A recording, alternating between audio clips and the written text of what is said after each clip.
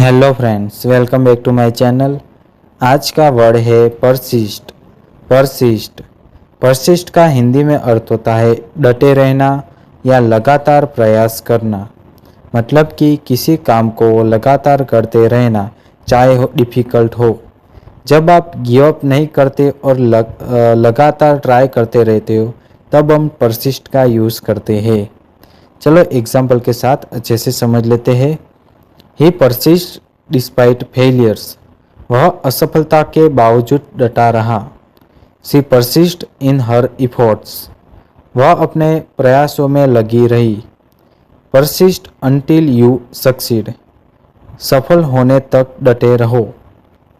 So friends, आज का word था परसिस्ट। अब आप कमेंट में लिखो आई परसिस्ट इन माई गोल्स।